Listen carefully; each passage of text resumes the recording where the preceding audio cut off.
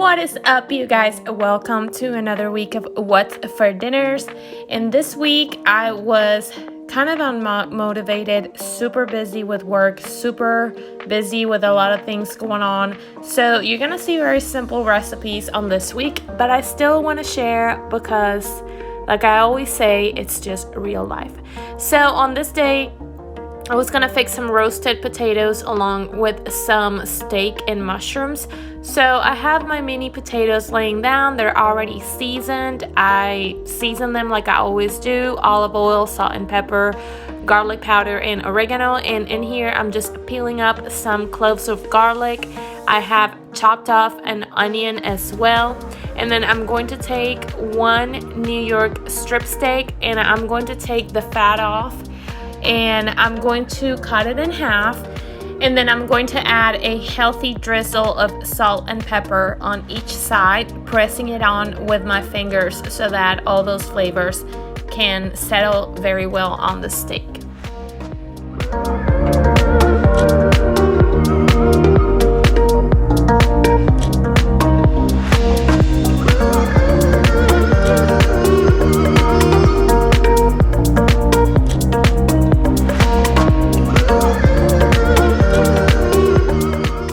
Because I always overcook the steak, Luke went ahead and started grilling the steaks outside, and then I started on my creamy mushroom sauce. The potatoes are in the oven. They are at 350 degrees, and I'm leaving them for around 20 to 25 minutes. So I'm heating up my pan at medium-high heat with some olive oil, and then I'm going to start by sauteing my vegetables. I'm going to saute some onions, some garlic, and some mushrooms. But in here, I'm just waiting for my oil to be completely hot before I start tossing in my vegetables. Now, you don't have to do this. I mean, technically you do, according to the professionals.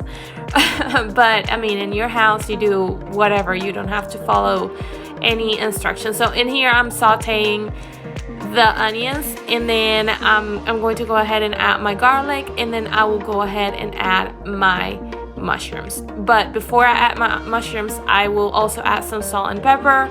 I don't know why, but Luke says that you can't add salt on top of mushrooms directly. So that's why I always season the vegetables before adding the mushrooms, if that makes sense.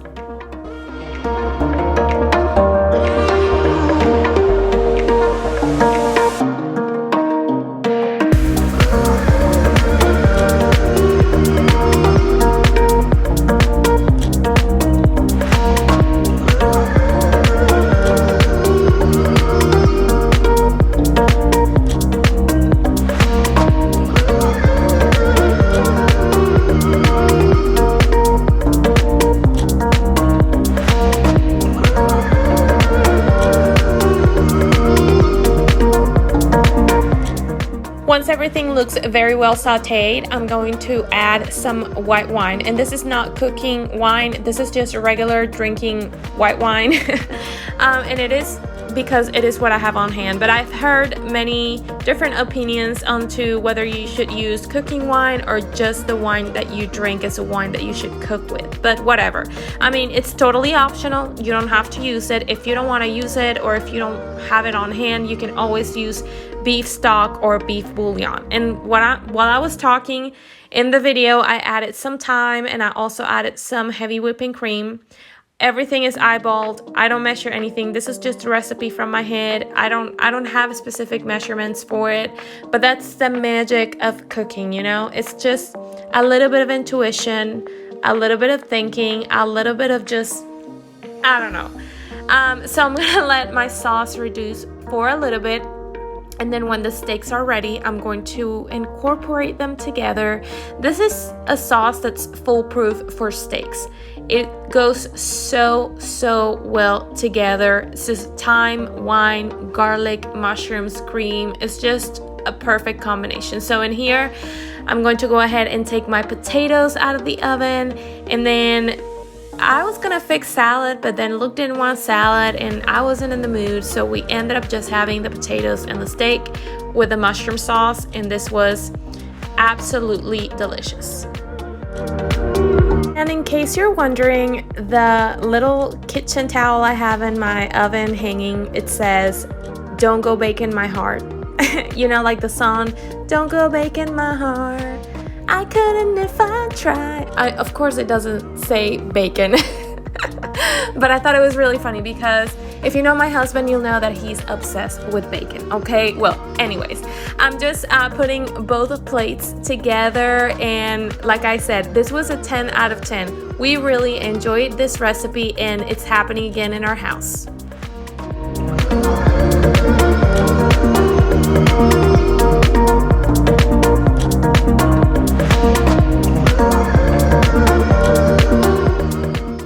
So on this day I was fixing taco meat, and for that I wanted to fix some homemade taco seasoning without using the packet. So I'm starting off with 2 teaspoons of chili powder, 2 teaspoons of smoked paprika, and 1 teaspoon of garlic powder. This recipe also calls for onion powder, but I'm out of onion powder. I have to get it from the store, so I didn't add it to my mix. And then I also added half a teaspoon of cumin, and then I'm also going to add 1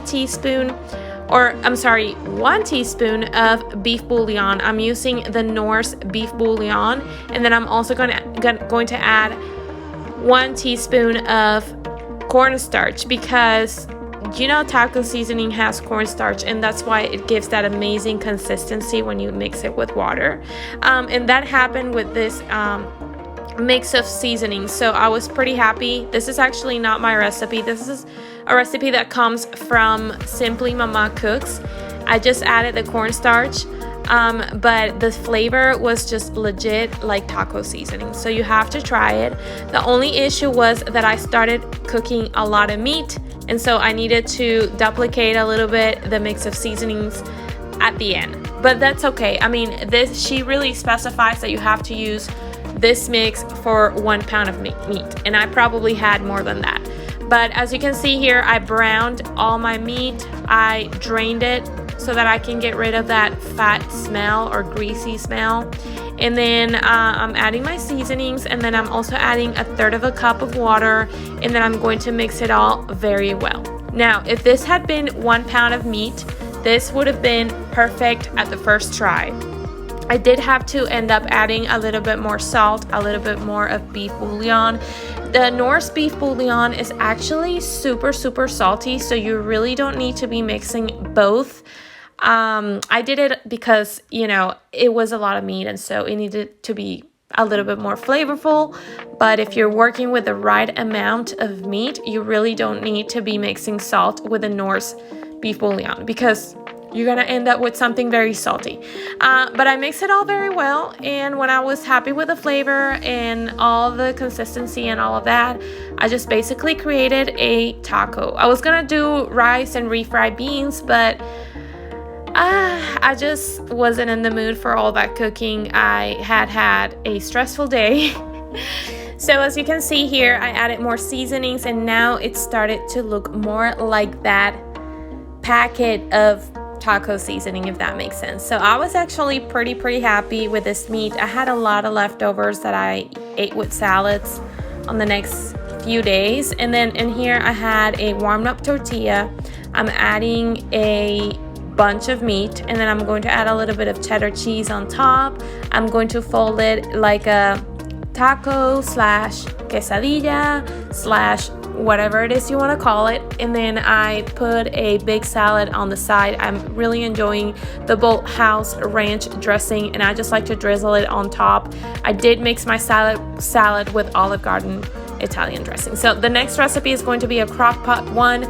I have 1 pack of chicken tenderloins, and I added 1 cup of Olive Garden Italian dressing, and then I'm going to add a drizzle of Parmesan cheese and 1/3 of a block of cream cheese. I'm using just regular Philadelphia cream cheese. I'm going to add that and let it cook for 3 or 4 hours on high. This is a recipe from another YouTuber that I saw randomly on the internet, and I thought it was really interesting, so I decided to give it a try. Once the chicken was done, I went ahead and used my hand mixer to just shred it all up very well. And once that was done, I added some pasta. This recipe is to use with shore pasta, but Luke doesn't like shore pasta, so I added just spaghetti. And I was having a little bit of an issue to bind everything together, so I went with just a splash of heavy whipping cream so that everything could combine very well. And it did really help to combine everything. So I went ahead and served this with some broccoli that you see on the side. I just boiled some broccoli and season it with salt, pepper, and garlic powder. I also serve it with some garlic toast. This recipe was okay, probably not one that I'm fixing again. On the last recipe of this video, I was fixing steak fajitas. So this right here is just a New York strip steak that I'm cleaning, taking all the fat off, and then I'm going to slice it into fajitas, which is literally strips. Some of them were too long, so I decided to just slice them into bite-sized pieces. I also have some onions and peppers and garlic on the other side. The garlic is going to be pressed, but the onions and peppers are sliced. And then once I have everything done with the steak, I'm going to add my garlic and I'm going to add adobo seasoning. I'm going to leave a recipe here in the screen for you to screenshot it and recreate it, because I just don't like the adobo seasoning that they have at the store. The one that I'm using here is one that my mother gets for me from Venezuela. So don't get it from the store, just make it yourself. It's going to be way better, and it's probably things that you already have in your pantry. So I'm gonna add that to a very hot pan with oil. And if you're one of my Mexican friends and you're watching this, you know, you probably will argue that this is not how you make steak fajitas. This is probably not the seasonings you use. I get it. This is not very Mexican. This is just my way to cook it. My husband likes it, and that's how we call it in the house, steak fajitas. So I'm mixing it all very well, and I'm going to go ahead and add some Worcestershire sauce. And that's why I warned you before that this is just my kind of recipe, and we just call it Natalie's fajitas, okay? So I'm going to mix it all very well.